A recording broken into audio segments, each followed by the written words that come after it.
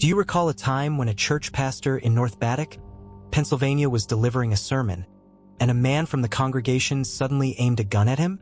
Could have ended in tragedy, but the pastor survived when the gun malfunctioned. However, not all stories have such a lucky twist. This one didn't. Pastor William B.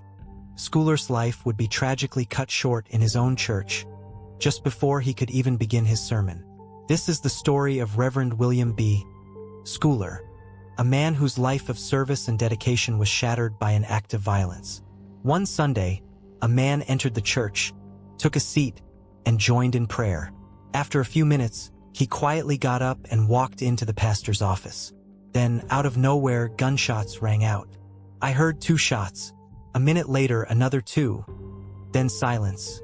A witness recalls. I rushed to get everyone out of the church, but the shots kept coming, louder and closer. Reverend Skooler wasn't just a pastor. He was a leader, a veteran, a mentor, and a vital figure in Dayton, Ohio. His life was defined by service, from the battlefield to the classroom, and ultimately to the pulpit. Born in 1945, William grew up in Dayton with a strong sense of faith and duty.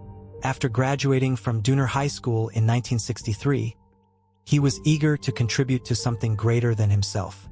Soon after, he enlisted in the U.S. Army and was deployed to Vietnam, where his courage on the front lines earned him the Bronze Star. But the horrors of war didn't break him. Instead, they shaped him. Instead of retreating from duty, he walked into a new battlefield, the classroom. He became a teacher in Dayton Public Schools, a role that saw him as a mentor, not just an educator. Students looked up to him for his calm demeanor, his high standards, and his genuine care. After years in education, Reverend Skooler took on the role of principal in the Jefferson Township District, where he served for nearly 2 decades. He wasn't just a figurehead. He knew every student by name, he cared about their families, and he showed up for them every single day. But when William Skooler retired in 1997, something changed. The halls seemed emptier without him. He had always been a pillar of strength, and his absence left a noticeable void. Though William had long been devoted to his faith, his retirement allowed him to fully embrace his calling. He dedicated himself entirely to ministry, and soon he became a true shepherd of souls. He took on the role of pastor at St. Peter's Missionary Baptist Church in Dayton, where he led with deep wisdom and heartfelt compassion. There's a difference, he often said. On Facebook, you seek likes. In this book, the Bible, you seek love. His sermons weren't just about preaching scripture. They were deeply relevant, addressing real-world struggles while offering the hope found in faith. As one person put it, he touched so many lives. He was a constant presence for so many of us, especially the youth. He helped shape me. Beyond his pulpit, Reverend Skooler was a vital figure in the community. He served as interim president of the Dayton School Board and was also the president of the local Baptist Ministers Union. He collaborated with civic leaders, churches, and youth organizations. People looked to him not only for guidance but for the grace he exuded. But despite all the lives he touched, no one could have predicted what was about to unfold. On the night of February 27th, Dayton City Commissioner Joey Williams had just spoken with Reverend Skooler. They discussed youth violence prevention, an issue close to Skooler's heart. But what no one could have foreseen was that the very violent Skooler had worked so tirelessly to prevent would take his life. The morning of February 28, 2016, started like any other Sunday. After his sermon, Reverend Skooler stepped away from the pulpit. The service had ended, and the congregation lingered, buzzing with the warmth of fellowship. William quietly retreated to his office, a space where he often prayed, reflected, and met with parishioners. But just moments later, a man entered the sanctuary, a man who no one could have imagined would bring violence into a sacred space. It was Daniel Skooler, William's younger brother, who at 68 years old, came into the church that morning. Witnesses said Daniel sat down in a pew, seemingly calm and thoughtful. But the stillness didn't last long. Without warning, Daniel stood, walked towards the office, and then the gunshots rang out. Pow, pow. That's when the panic began. Everyone scrambled for safety. Alberto Blah, a lifelong church member, recalls, "After the prayer, he got up and walked into our pastor's office. Then we heard 2 shots. It wasn't long before there were more. I had to get everyone out of the church, and all we kept hearing was gunshots. The bang, bang, bang." Curtis Booker, the church's choir director, described it as terrifying. "The whole congregation just ran. We were all terrified." But while the congregation fled, the tragedy was unfolding just behind the pulpit. In the quiet of the office, where prayers had been offered only moments earlier, Daniel Skooler drew a handgun and fired several rounds at his older brother, Reverend William B. Skooler. The shots were deliberate, and they were fatal. According to the police, William was the only target. There were no signs of a struggle, no shouting or chaos beforehand. It all unfolded in an instant. This was a type of active shooter situation, police reported. Officers responded quickly, following their training. They knew the threat was inside. Authorities confirmed that Daniel Skooler knew his victim, his own brother. The once peaceful sanctuary, filled with the hum of a Sunday morning service, was thrown into complete disarray. Church members still inside heard the gunshots and panicked. Some rushed toward the entrance, hoping it was just a horrible mistake. But it wasn't. Dayton police and emergency responders were dispatched immediately, arriving within minutes. The response was swift, but there was no undoing the devastation already done. Inside, officers found Daniel Skooler standing near the scene. He hadn't run. He didn't say much. He didn't resist. Instead, he surrendered calmly, almost eerily so. His quiet submission made the situation even harder to comprehend. He was taken into custody without incident. Meanwhile, paramedics rushed to the back of the church. There, near the pastor's study, they found Reverend Skooler, collapsed in his office. Despite their best efforts, it was already too late. William had passed away in the very room where he had once counseled couples, comforted grieving families, and planned sermons full of hope. Outside, the neighborhood was in shock. As the media swarmed, police addressed the public, offering their best attempts to explain the unexplainable. But their words couldn't soften the grief and confusion that had gripped the community. As the investigation unfolded, the focus shifted to the question on everyone's mind. Why? What could possibly drive one brother to take the life of another in such a sacred space? What police uncovered as they dug deeper into Daniel's past was something no one could have predicted. Daniel Skooler wasn't a stranger to the justice system, nor was he unfamiliar with personal struggles. His history was long, filled with painful episodes and troubling patterns. But at the heart of it all lay something far more profound and tragic than mere anger. Daniel had been struggling with untreated mental illness for years. Family members, including his niece, Joyce Napier, came forward to share more about Daniel's history. Joyce confirmed that Daniel had been diagnosed with schizophrenia and bipolar disorder. As children, William and Daniel had been close, 2 brothers from the same family. But as time passed, Daniel began to drift away. His mental illness, left untreated, slowly started to tear apart the bond they once shared. Both men were described as good people, loving uncles. But things began to change as Daniel's condition worsened. Daniel's criminal history painted a troubling picture. In 2001, he was charged with felonious assault and carrying a concealed weapon. Initially, Daniel pleaded not guilty by reason of insanity, but eventually, he changed his plea and was sentenced to probation. However, the court issued a critical note. Daniel may be suffering from mental illness and in need of treatment. Unfortunately, this warning would go unheeded, and it would become a devastating reality. In 2002, Daniel was arrested after brutally attacking a woman who had visited his home. The woman was beaten, bitten, cut with a knife, and choked. The assault lasted 40 minutes, an agonizing stretch of time. Daniel was convicted of felonious assault with a deadly weapon and sentenced to 2 years in prison. But prison did little to change his behavior. In 2007, Daniel struck a friend in the face with a golf club, completely unprovoked. The victim was left with a black eye, and when police questioned him, he gave a chilling explanation. Daniel had a mental problem. Despite the attack, the victim declined to press charges, and the case was dismissed.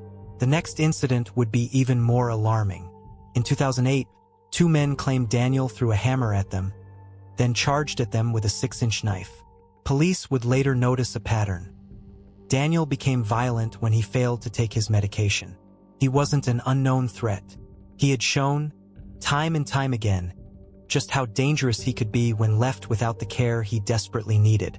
Despite the history of violence, the court warnings, and the clear mental health issues, Daniel was still able to walk into a church with a handgun. And this time, his victim would be his own brother.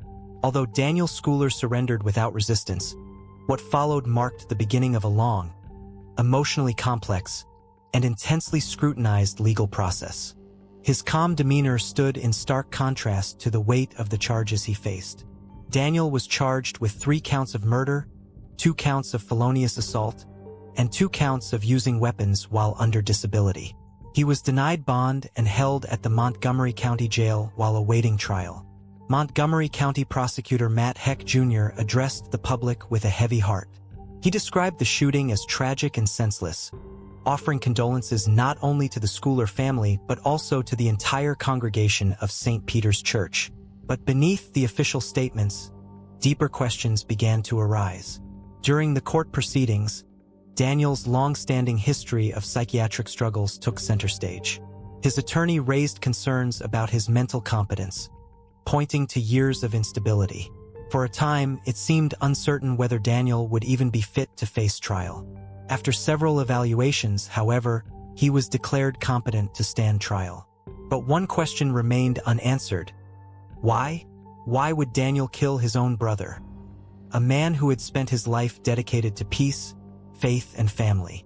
As investigators dug deeper, they discovered that, years prior, Daniel had taken William to court over family estate matters.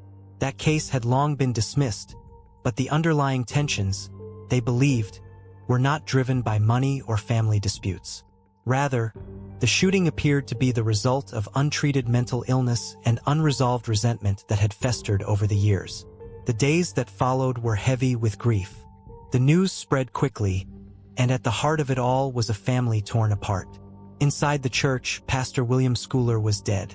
Outside, his brother Daniel, handcuffed and silent, was led away by police. "We're just in shock," said a church member. "We never saw this coming." Daniel and William Skooler were 2 of 13 siblings, part of a large, close-knit family. Despite the tragedy that tore through them, one family member shared, "I love both of my uncles. I love them no matter what. We stick together. We're family, and we'll stick together." No one could have prepared for the emotional toll this loss would bring. The Skooler family was left completely shattered, facing a grief that spanned generations, leaving behind a silence that no words could fill. "I can't believe it," one relative said, tears streaming. "It was awful, just awful." Another added, "He told me just that morning, 'Sister McGra, I'm proud of you. Keep doing God's work.'" But that day, everything changed. In one devastating moment, the family lost not one, but 2 beloved uncles, one to violence, and the other to a fate they couldn't undo. It was a dual loss that shattered them at their very core. They mourned the absence of Reverend William Skooler, a man known for his wisdom, warmth, and unwavering faith, and they grieved for Daniel, who had descended into a darkness no one could have stopped. Church members felt the loss just as deeply. Many knew Reverend Skooler not only as their pastor but as a friend, a counselor, and a constant pillar of strength. They mourned not only the absence of his leadership in the pulpit, but the void he left in their hearts. He had been there for them through every stage of life, praying with them, guiding them, offering hope. His death created a hole that would be impossible to fill. In the days that followed, local leaders and clergy gathered together in prayer, searching for peace in the wake of the devastating loss. Candlelight vigils illuminated the streets, and statements of sorrow were shared from both pulpits and press podiums. Reverend William Skooler's funeral was held at Omega Baptist Church, where the community came together to honor his life and legacy. Omega Baptist Church was one of the largest congregations in Dayton, and its pews overflowed with mourners, family, friends, fellow pastors, elected officials, former students, and countless community members who had been touched by Pastor William Skooler's kindness. Speaker after speaker rose to honor a man defined not by ego, but by selfless service. They mourned the example he had set, his unwavering steadiness, the light he had brought to dark places. And now, in the wake of this unfathomable tragedy, people were no longer just grieving. They were demanding answers. The hardest questions weren't just directed at one individual, but at the systems that allowed this tragedy to unfold. Local pastors, elected officials, and even a U.S. congressman remembered Pastor Skooler and the impact he had on Dayton, the Gem City. According to police, Pastor Skooler, at 70 years old, was shot and killed in his office as Sunday services wrapped up at St. Peter's Missionary Baptist Church. The suspect, his younger brother, Daniel Skooler, who had been arrested and was awaiting formal charges. St. Peter's had always been a family church. It was led by the Skooler brothers' father, Reverend Alan Skooler, before his death in the 1970s, after which William took over. Even before that, William had been a pillar of the community. He fought for fair access to banks when PNC attempted to leave Westtown Shopping Center. He also created educational initiatives during his nearly 3 decades of service in Dayton and Jefferson Township. In the wake of his death, the Community Progress Institute of Dayton issued a statement calling Pastor Skooler's death a tragedy that highlighted critical issues surrounding gun violence and access to firearms. How did a man with a history of violence and untreated mental illness get his hands on a handgun? They asked. The statement continued, saying, "It's become clear that current regulations and their enforcement are insufficient. More needs to be done. As a community, we will continue to work toward improving the conditions that foster gun violence in Dayton. Solutions are not simple, but they must begin with our collective will, from legislation to neighborhood initiatives." This tragedy wasn't just a family's heartbreak. It was a failure of the mental health system and legal oversight. It was also a stark reminder that family doesn't always guarantee safety, and that silence around mental illness doesn't make it disappear. It makes it deadly. Reverend William Skooler spent his life fighting for change, justice, and peace. In his honor, that fight must continue. We must use every voice, every act of courage, to ensure that this never happens again. What do you think about this? Let us know in the comments below. If you found this story compelling, please like, share, and don't forget to subscribe for more.